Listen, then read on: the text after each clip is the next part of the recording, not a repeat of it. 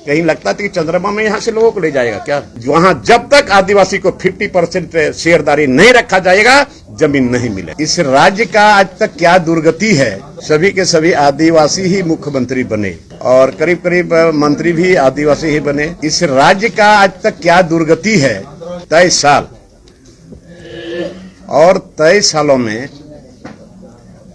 करीब करीब सभी के सभी एक माननीय रघुवर दास जी को छोड़ करके ये राज्य अलग हुए 23 साल अब गुजरने वाला है। 23 साल और 23 सालों में करीब करीब सभी के सभी एक माननीय रघुवर दास जी को छोड़ करके सभी के सभी आदिवासी ही मुख्यमंत्री बने और करीब करीब मंत्री भी आदिवासी ही बने। लेकिन इस राज्य का आज तक क्या दुर्गति है, आज यहाँ के रहने वाले लोगों को समझ में आ रहा है। तो ये 23 साल होने के बाद भी अगर यहाँ के लोगों का अगर जमीन नहीं बची, यहाँ का CNT एक्ट नहीं बची, यहाँ का SPT एक्ट नहीं बचे, यहाँ पी पैसा एक्ट लागू नहीं हो, यहाँ स्थानीय नीति अभी तक बना नहीं और यहाँ नियोजन नीति भी नहीं। सीधी सीधी बात है, आज यहाँ के लोगों के लिए राज्य अलग हुआ। और दूसरी बात, ये अधिसूचित क्षेत्र आखिर क्यों बना? अधिसूचित क्षेत्र क्यों बना? वो अंग्रेज के टाइम में, और किसके लिए बना अधिसूचित क्षेत्र? ये समझने वाली बात है। तो ये 23 सालों में भी इस राज्य का जो अधिसूचित क्षेत्र है, न वहां के लोगों को अधिकार मिला, न वहां के लोगों के लिए जमीन बचा। जमीन तो अभी भी लूटा रहा है, और न डैम के नाम पर, खदान के नाम पर, कोयला खदान के नाम पर, एयरपोर्ट के नाम पर। तो आज तक यहाँ के लोगों को न वो कंपनी में 50% शेयर रखा गया। आखिर लोगों का जमीन चला गया सदा के लिए। इस देश के लिए लोगों ने जमीन त्याग दिया, खुशी खुशी जमीन दिया। ज्यादा से ज्यादा थोड़ा बहुत कंपनसेशन मिला और नौकरी मिली होगी। बहुत जगह तो नौकरी भी धनबाद में नहीं मिला। तो आखिर उनके वंशज, उसके परिवार अभी कहाँ हैं, अभी ढूंढने से भी पता नहीं चलेगा। आखिर ये सरकार का काम है, सर्वे कराए। आज आदिवासी यहाँ पर विलुप्त हो रहे हैं, आदिवासियों की संख्या कम हो रही है। आज यहाँ TSC के बैठक में लोगों ने निर्णय लिया कि आदिवासी उसी थाने के अंतर्गत। अरे भाई, जमीन लेगा तो कितना लेगा, कितना छूट आपने उसको दिया? ठीक है, आदिवासी उस गांव का उस थाने के अंतर्गत आते हैं तो उसको घर बनाने के लिए है ना,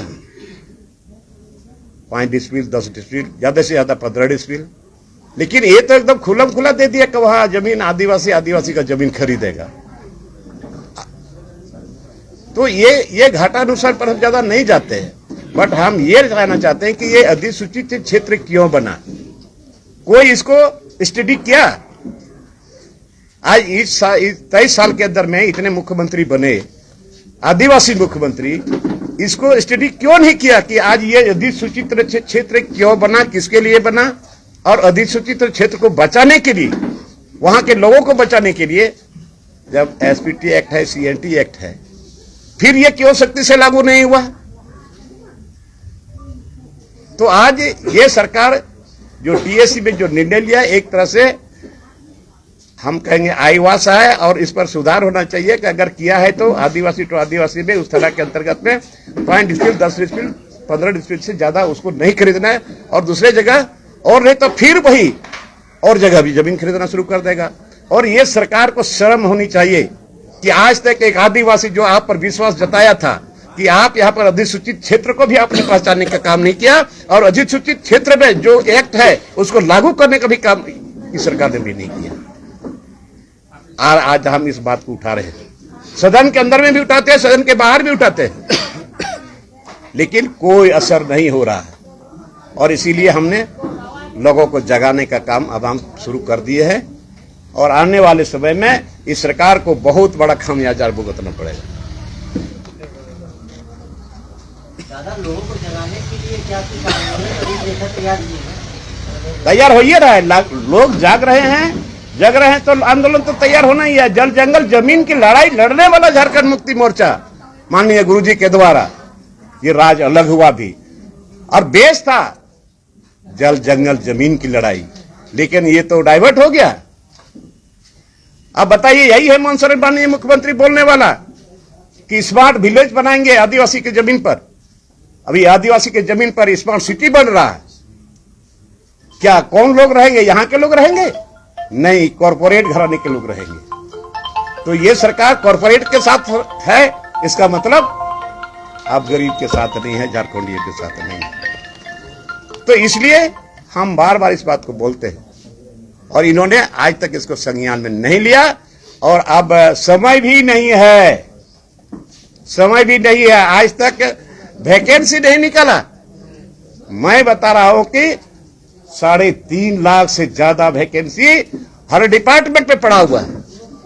हर डिपार्टमेंट में वैकेंसी है, लेकिन वैकेंसी क्यों नहीं निकाल रहा? आज यहाँ के छात्र और छात्राओं, यहां इन लोगों ने 2-2 दिन तक झारखंड बंद किया, उसका कोई असर नहीं पड़ा।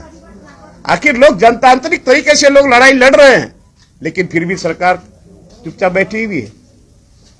तो जिस दिन आंदोलन का बड़ा रूप लेगा, अब समय है कहां इसको? अब यह चिंता है कि टीएससी की बैठक उतना दिन से क्यों नहीं हो रहा था? टीएससी को आज तक एक भी केस टीएससी के द्वारा महामहिम राज्यपाल के पास नहीं गया। आखिर टीएससी को क्यों दरकिनार करके रखा गया था? अब धीरे धीरे अब नींद खुल रही है कि अब टीएससी को हम लोग को चलाना है। तो जी, अब किसी को कुछ बोलो। दादा, जिस तरह से टीएससी पर सवाल आप उठा रहे हैं, टीएससी के निर्णय पर हाल के दिनों में जिस तरह से जमीन से संबंधित जो निर्णय लिया गया है, उस पर आपका सवाल है। तो वही सवाल ये भी उठा है कि टीएससी इतने दिन से क्यों नहीं हो रहा था? क्योंकि राज्यपाल के अधीन से उसको बाहर कर दिया गया। वो तो हम देखिए, ये टीएससी को तो फुटबॉल की तरह बना दिया था ना। तो आखिर टीएससी क्यों टीएससी? तो टीएससी का आज कई सालों से कोई मीटिंगें नहीं। अब क्या अंदर की बात है मैं नहीं बता पा रहा हूं, लेकिन टीएससी को भी एक तरह से ताक में रख दिया गया था। तो इसलिए हम झारखंड बचाओ मोर्चा की तरफ से हम पूरा अभियान हमने छोड़ दिया है और हर जगह अभी बैठक चल रही है, मीटिंग चल रही है और हम लोग आने वाले समय में कैसे यहाँ के लोगों का भलाई होगा, कैसे यहाँ के लोगों का जमीन बचेगा, कैसे यहाँ के लोगों का भाषा बचेगा, कैसे यहाँ के लोगों का संस्कृति बचेगा, कैसे यहाँ सीएनटी एक्ट बचेगा, कैसे यहाँ एसपीटी एक्ट बचेगा और कैसे यहाँ पर पीपीएस एक्ट लागू होगा, इसके लिए हम लोग निर्णय लेने जा रहे हैं। दादा, आप सरकार में शामिल हैं, सरकार के साथ रहे हैं, आप गुरुजी के साथ भी काम किए हैं, फिर ये आंदोलन करने की जरूरत आपको क्यों पड़ी? क्यों नहीं पड़ेगी? आज गुरुजी अगर हमारे बिल्कुल स्वस्थ रहते तो आज ये मौका हम लोग को नहीं मिलता बोलने का। आज कुछ बाहरिया लोग, कुछ नहीं, बाहरिया लोग कुछ जो इर्द गिर्द हैं सरकार में, आज उन्हीं लोगों का चलती है। सब लोग जान रहे हैं इस बात को।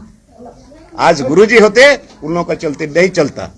और आज हम सरकार में हैं तो क्या हम सरकार में रह करके यहाँ के जनताओं की आवाज को हम नहीं उठाएं? क्या यहाँ के जल जंगल जमीन की लड़ाई के लड़ने के लिए हम क्या चुपचाप बैठे रहे?